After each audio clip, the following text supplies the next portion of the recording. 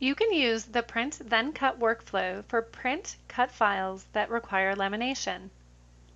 First, make sure Roland PrintStudio recognizes the cut line in your file. Any file containing a cut contour shape will appear in the image bar with a blade icon.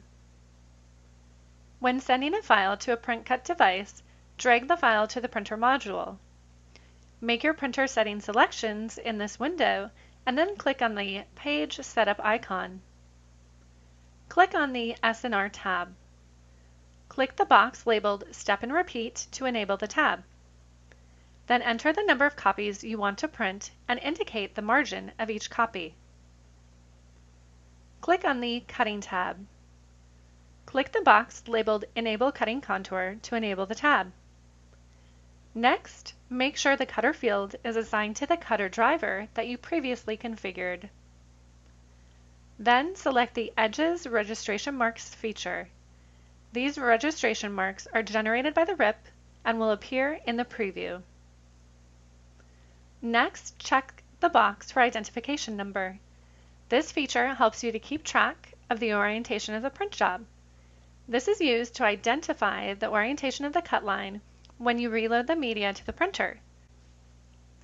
You should not rely on the registration marks to load the media because the leading edge can't be identified from the registration marks. Then click on the All Contours button to view which cut lines are available in the file.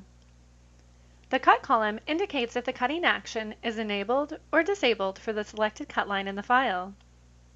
The Print column is where you can specify if you want to have the printer actually print the cut contour line for the selected cut line. Best practice is to disable the print action in case the line printed and the cut don't match up perfectly. To disable the PDF trim box from being printed, first highlight the cut line and then click the Print button to change the action from enabled to disabled. Now both the cut and print action for the PDF trim box are shown as disabled. If you're ready to send the print, click the Print button and the job will be sent to the printer. After you've laminated the print job, reload the media into the printer.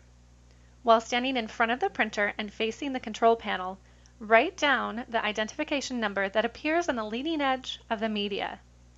Do not rely on the registration marks to load the media.